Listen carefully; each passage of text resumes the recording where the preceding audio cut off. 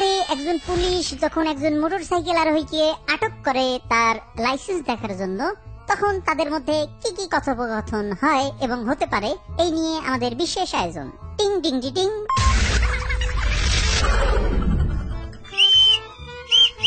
কি করস তুই?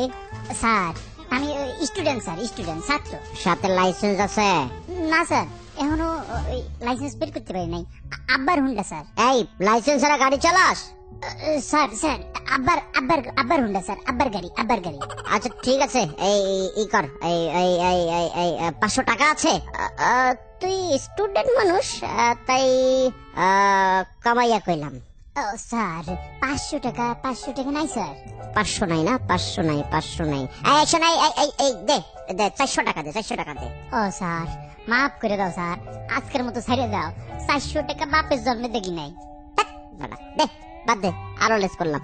100 টাকা দে, 100 টাকা দে। ও স্যার মানে 100 টাকা, স্টুডেন্ট মানুষ স্যার, 100 টাকা তো নাই। বাড়া দে, শালা কত কমিশন দেবা? আচ্ছা ঠিক আছে, এই 50 টাকা দে। স্যার গো সাইডে দাও, বাড়ির যা আব্বারে কয়ে দিয়ে দেবো। কি যন্ত্রণা, শালা তো বড় ছাড়ে। এই দে, এই 20 টাকা দে, 20 টাকা দে। স্যার সত্য কথা কই। বল সত্য কথা বল। ওই সকালবেলা আব্বার পকেট থেকে 20 টাকা চুরি করে নিয়ে বেড়াইছিলাম, কিন্তু ওই আগে গার্লফ্রেন্ডের সাথে কথা কওয়ার জন্য 20 টাকা লোড দিছি মোবাইলে। শালা তো জব্বর খারাপ আছে রে। এই ছেলে, এই তুই সার্কিট খাইস? সার্কিট আছে? না স্যার, আল্লাহর কসম, মার কসম, আব্বার কসম, 14 গোষ্ঠীর কসম, সিগারেট খাই না। যা। আসসালামু আলাইকুম স্যার। ধন্যবাদ।